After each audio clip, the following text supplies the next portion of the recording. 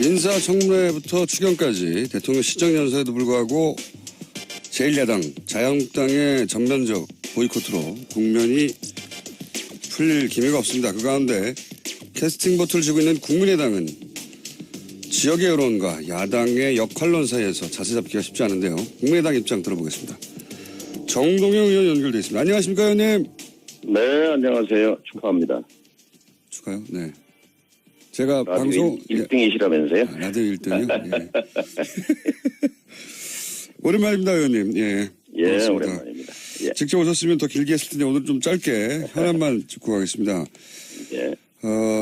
먼저 인사 문제부터 여쭤보자면 이 청문 보고서 채택이 무산됐는데 현재 국민의당에서 김상조 공정위 후보에 대한 입장은 어떤 겁니까? 김상조 후보는 일단 청문회 보고서 채택에는 찬성을 하지요. 강경화 후보에 대해서는 아마 청문회 보고서 채택에 부정적인 의견을 갖고 있는 것 같습니다. 김상조 후보에 대해서는 국민의 당론으로는 보고서 채택을 하자 입장입니까? 당론은 아닙니다. 당론이라는 건 의원총회에서 이제 의결 과정을 거치는데 예. 지금 한 거는 이제 당 지도부와 상당수 의원들의 의견인 거죠. 그렇군요. 김상조 후보는 일단 오케이다. 국민의당 입장에서는. 예. 그런데 방금 말씀하셨다시피 강경화 후보는 언론 보도에 따르면 국민의당에서는 강 후보만큼은 낙마시킨다 이렇게 알려졌는데 맞습니까? 청문회에 참석했던 이제 위원들이 직접 질문하고 답변 듣고 하면서 이제 이른바 인사 배제 5대 원칙에 걸린 게 여러 가지지 않느냐 하는 부정적 의견들 그리고 북핵 문제라든지 차질 문제에서도 그 청문위원들은 좀 부정적으로 본다 이제 이런 의견을 제시했기 때문에 상당수 의원들이 여기에 이제 동의한 것이고요. 물론 이제 저는 개인 소견으로서 현미경으로 들여다보면은 청문위원들의 의견이 맞지만 그러나 이번 인사청문회의 경우는 현미경도 필요하지만 망원경으로도 좀 볼 필요가 있다. 특히 강경화 장관 관련해서는 저는 18개 부처 가운데 개혁 대상 1순위가 저는 외교부라고 생각하는 사람입니다. 왜 그렇습니까? 외교부의 폐쇄적인 학벌주의, 인맥주의, 특정국, 이른바 이제 북미국을 거치지 않으면 워싱턴에 근무하지 않으면 외교부에서 이른바 그 주류에 들어가지 못하는 그런 폐쇄적인 문화 이런 것들을 바꾸기 위해서는 무엇보다도 내부자가 아닌 외부의 전문가가 필요한데 찾기가 어렵다. 강경화 후보만한 사람 찾기 어렵다 하는 그런 생각이죠. 그리고 김대중 대통령 시절에 발탁해서 키운 사람인데 어쨌든 저는 강경화 후보가 균형 잡힌 시각을 갖고 있다고 생각하기 때문에 찬성하는 의견을 냈습니다. 개인적으로는 그러신데 제가 이 질문을 한 번 더 들어가서 드릴 수밖에 없는 게 이제 통일부 장관을 하셨으니까 예. 통일부가 워낙 외교부하고 부딪힐 일이 많지 않습니까? 그래서 외교부생들도 외교부생도 잘 아실 텐데 지금 내부자들 그러니까 외교부 노조 또는 전직 외교부 장관들 사실상 전원이 강경화 후보 공개 지지를 선언했단 말이죠. 이 정도면 굉장히 이례적인 걸 넘어서 전무후무한 일 아닙니까? 그죠? 참고할 사항이죠. 그런데 이제 강경화 후보자가 국내에서 오래 떨어져 있어서 유엔에서는 10년 가까이 근무하셨을 텐데 청문위원들이 보기에는 부족하게 보였겠죠. 그래서 제가 이제 청문위원들의 자질 부족에 대해서 여쭤보려고 이 질문을 드린 건데요. 그러니까 외교에 관한하는 이제 전문가 집단이 그리고 원래 직접 표현을 가장 잘 아는 부처 중에 하나인 외교부가 이 정도로 나섰으면 청문위원들이 강경화 후보 자질을 문제 삼는 건 넌센스 아닙니까? 전문가들이 자질이 있다고 봐서 지지하는 거 아닌가요? 청문위원들이 문제 삼는 건 이제 자신들이 던진 질문에 대해서 나름대로 만족스러운 답변이 안 됐다. 이제 이런 얘기인데요.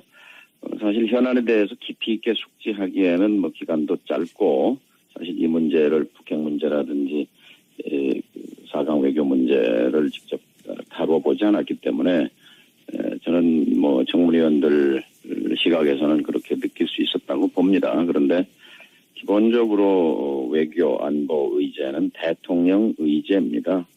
이제 참모로서 외교부 장관은 대통령의 그런 철학과 소신을 이행하고 집행하는 그런 위치이기 때문에 제가 긍정적으로 보는 이유는 강경화 후보가 국제 무대에서 대한민국의 국익을 세련되게 대변할 수 있는 그런 자격이 있다고 보기 때문인 것이고, 또 청문위원들은 청문위원대로 나름대로 어떤 견해를 갖고 있는데 이해는 합니다.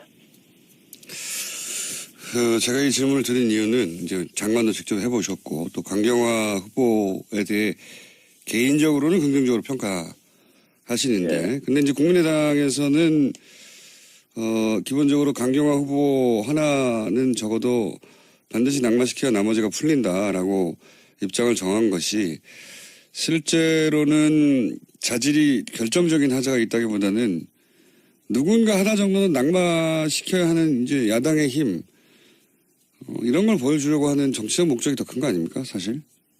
의원님? 국민의당이 원인을 제공한 게 아니고, 사실은 이제 문재인 정부, 문재인 대통령이 사실은 민주당보다는 국민의당에 더 세련된 배려를 할 필요가 있다고 봅니다. 그러니까 새로운 계획을 위해서 지혜가 필요하다는 얘기인데요. 국민의당을 야당으로 만들려 하지 말고 우당으로 만들기 위해서는 더 노력이 필요하다고 봅니다. 적은 만들기 쉽고 친구는 만들기 어렵다는 말도 있잖아요. 예를 들면 고개를 숙이는 것만으로는 충분치 않다는 말씀입니다. 형식으로라도 예를 들어서 인사 추천을 해달라. 그럼 국민의당이 인사 추천을 할 수 있겠습니까? 예절이요 인사라고 볼 수 있는 거고요. 그다음에 어쨌든 인사, 정책, 법률 이런 부분에 대해서 일방통행보다는 사전 협의하는 그런 자세, 이런 것들이 필요하다고 생각합니다. 그러니까 대통령이 국민의당에는 다른 야당들하고는 좀 다르게 우당으로서 사실 뿌리가 같으니까 좀 더 예의를 갖추고 그리고 좀 배려를 해달라, 그런 제스처가 필요하다, 이런 말씀이신 건가요? 구조적으로 말이죠. 지금 민주당이 120석에다 정의당이 협조하면 126석, 거기에 국회의장까지 127명이고 그다음에 자유한국당이 107명에다가 바른당이 20명이니까 127명이고 똑같이 127대 127이 부딪히는 형국이잖아요. 여기에 국민의당이 40석이지만 사실은 이 40석의 협조 없이는 어떠한 정책도 법률도 청문회도 불가능하잖아요. 근데 거기에 대해서 말만 협치. 근데 협치라는 말은 정치학 사전에는 없는 말입니다. 이거 일방적으로 자신의 어쨌든 그 선택과 그 인사를 선보이면서 일방적인 협조를 구하는 거는 한계가 있다, 이제 이런 말씀 드리는 거죠. 국민의당 국회의원들 입장에서는 그렇게 하는 것이 존재감도 좀 드러내고 자존심도 사는 길이겠지만, 그게 국가 이익과는 아무 관련이 없지 않습니까? 저는 그렇게는 생각하지 않습니다. 야당이니까 야당으로서 분명히 검증의 잣대를 들이대는 것은 자연스럽고 당연한 일이라고 생각합니다. 그러나 국민의당이 이제 더 나은 정권 교체를 내걸었던 정당으로서 집권하지는 못했지만 민주당과 개혁을 경쟁해야 한다는 것이 제 생각입니다. 이제 그 개혁이라는 잣대를 가지고 이제 청문위원들이 그 외교부 개혁에 부적합하다라고 보는 것까지 뭐라고 할 수는 없겠죠. 그러나 이제 제 개인 소견은 다르다 하는 말씀드렸습니다. 의원님은 강 후보에 대해서 긍정적인 이유를 말씀하셨는데, 혹시 의원님 이외에도 당내에 강 후보를 긍정적으로 평가하는 의원들이 있습니까? 개인적으로는 찬반이 엇갈리죠. 그래서 저는 자리에 있을 때마다 강경화 장관, 제가 이제 제 경험으로 제가 외교부를 좀 안다 그래서 설명을 하고 설득도 하는데, 의원 개개인들은 또 다 나름대로 자기 주견이 있기 때문에, 주관이 있기 때문에 그러면 국민의당의 찬반을 의원님이 보시기에 가르자면 한 8대2 정도로는 안 된다는 겁니까? 강 후보는? 아니면 그보다 더 의원님을 제외하고는 거의 전원이 다 반대하는 건가요? 제가 숫자를 세보진 않았지만은 뭐 찬반이 엇갈리고 반대가 좀 더 많고 뭐 그런 정도 아닌가 싶습니다. 한 7대3 정도 됩니까? 그 숫자를 세기는 그 정도 되지 않을까요? 예, 예. 그 정도 될 것이다. 예. 그러면 이제 기본적으로 7대3이지만 이 박주선 김동출 지도부의 전략적인 판단 하에 강경화 후보 정도는 반드시 낙마시키는 것이 여러모로 좋겠다고 판단을 한 것 같은데. 근데 지금 말하는 말에 동의하지 않는 것이 예. 청문위원들의 의견을 받아서 청문회 채택에는 부정적이지만 예. 뭐 장관 청문회는 그 뭡니까 강제 사항이 아니잖아요. 그렇죠. 장관 임명에 네. 대통령이 뭐 임명할 수 있는 거죠. 이제 정치적 부담이 있는 건데 그래서 아까 제가 국민의당에 세련된 배려가 필요하다. 대통령에게 하려면 예. 형식만 갖고는 좀 곤란하지 않냐 이런 말씀드린 거죠. 그 대통령에게 최대한 정치적 부담을 어차피 대통령이 임명하겠지만 지금 상황으로 보자면 근데 대통령의 최대한의 정치적 부담을 안기겠다는 거 아니겠습니까? 지금 국민의당 현재 입장은 꼭 그런 목적이라기보다는 현재로서는 국민의당이 그 나름대로 이제 청문위원들의 보고를 듣고 토론을 하고 해서 당 지도부가 정한 방침을 바꾸기는 쉽지 않아 보입니다. 예. 결국 뭐 문재인 대통령이 판단하고 결정할 문제죠. 그렇긴 합니다. 근데 제가 이 질문을 드린 이유는 뭐냐면 지금 여론이 국민의당의 호남 여론도 그렇고 이 사안 관련해서는 그다지 우호적이지 않은 것 같은데 이렇게 대통령에게 정치적 부담을 안긴다 혹은 청문위원들이 적어도 강 후보만큼은 안 된다고 강경한 입장을 세운다. 지도부가 대립각을 세운다. 이게 국민의당 지도부가 국민의당에 유리하라고 하는 걸 텐데 이게 유리하게 결과 지어지고 있지 않은 것 같은데요. 여론이. 별로 좋은 전략 아니지 않습니까? 이거? 대통령의 정치적 부담을 지운다 또는 뭐 이런 시각보다는 나름대로 그 원칙에 따라서 국민의당이 행동하려고 노력한다고 봅니다. 물론 개별 사안에 따라서 의견들은 제 의견도 다르고 다른 의원도 다릅니다만은 그래서 대립각 자체가 목적이 아니라 그 과정에서 사실 청문회 과정에서 좀 원만하게 특별히 문제 지적이 안 됐더라면 국민의당으로서도 적극적으로 찬성하고 임했겠죠. 그 점을 국민의당이 부정적이라고 해서 왜 대통령한테 정치적 부담을 주느냐 이렇게 핍박하는 것은 그것은 옳지 않다 이렇게 생각합니다. 뭐 대통령한테 정치적 부담 줄 수 있죠. 야당이 줄 수 있는데 제 말은 그게 국민의당에 도움이 되는 전략인가 싶어서 제가 여쭤본 거고요. 저는 도움이 되지 않는다고 보는 거지요. 예. 무엇보다도 개혁 대상으로서의 외교부의 수장을 찾기가 또 강경화 후보만한 후보면 저는 적임이라고 보는 것이고 의원들은 또 그렇게 보지 않기 때문에 아무튼 시간이 있으니까 서로 좀 더 소통을 해볼 생각입니다. 그러면 이런 인사청문회의 대상이 된 뭐 김혜수 헌재소장도 마찬가지고요. 다른 분들도 마찬가지인데 네. 이런 후보들에 대해서 국민의당이 이렇게 정보가 나온다면 문재인 정부가 이렇게 나온다면 인사청문회 보고서 채택까지 갈 수 있을 것이다. 결정적으로 이걸 안 하고 있다. 혹시 그게 있습니까? 이게 마지막 질문인데 오늘은. 이렇게 했으면 될 것을.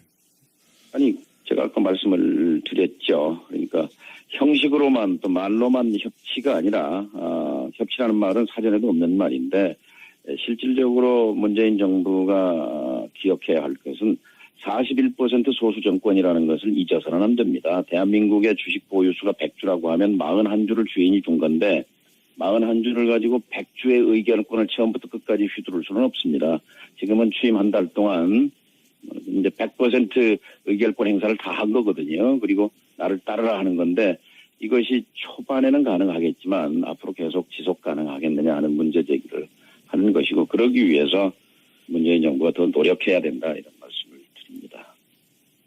예. 동호반복이라 오늘은 아무래도 스튜디오에 직접 나오시면 저하고 훨씬 더 제가 꼬치꼬치 묻고 그러겠습니다. 의원님도 훨씬 더 재밌게 하실 것 같은데 전화라서 여기까지가 한계인 것 같습니다. 오늘 여기까지 하고요. 조만간 저희가 스튜디오에 모실 테니까 꼭 와주십시오. 예, 저도 나가서 좀 충분히 설명하고 싶습니다. 알겠습니다. 오늘 말씀 감사합니다. 예, 감사합니다. 지금까지 국민의당 정동영 의원이었습니다.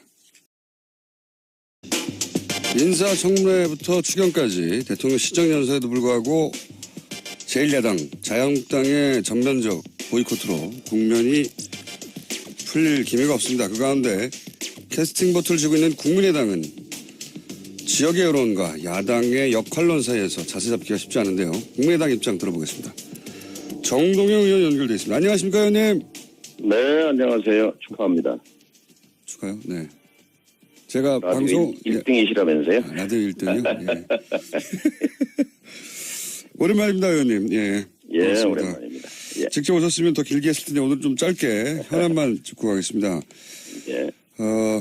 먼저 인사 문제부터 여쭤보자면 이 청문 보고서 채택이 무산됐는데 현재 국민의당에서 김상조 공정위 후보에 대한 입장은 어떤 겁니까? 김상조 후보는 일단 청문회 보고서 채택에는 찬성을 하지요. 강경화 후보에 대해서는 아마 청문회 보고서 채택에 부정적인 의견을 갖고 있는 것 같습니다. 김상조 후보에 대해서는 국민의당 당론으로는 보고서 채택을 하자 입장입니까? 당론은 아닙니다. 당론이라는 건 의원총회에서 이제 의결 과정을 거치는데 예. 지금 한 거는 이제 당 지도부와 상당수 의원들의 의견인 거죠. 그렇군요. 김상조 후보는 일단 오케이다. 국민의당 입장에서는. 예. 그런데 방금 말씀하셨다시피 강경화 후보는 언론 보도에 따르면 국민의당에서는 강 후보만큼은 낙마시킨다 이렇게 알려졌는데 맞습니까?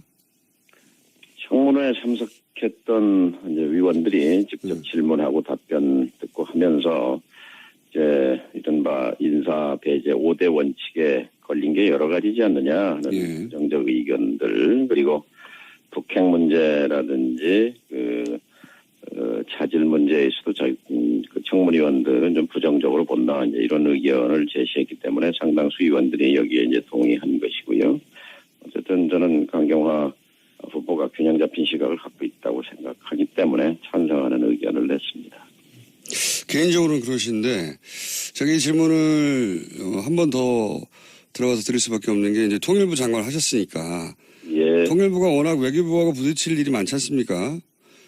그래서 외교부생들도 외교부생들 잘 아실 텐데 지금 내부자들 그러니까 외교부 노조 또는 전직 외교부 장관들 사실상 전원이 강경화 후보 공개 지지를 선언했단 말이죠. 이 정도면 굉장히 이례적인 걸 넘어서 전무후무한 일 아닙니까? 그죠?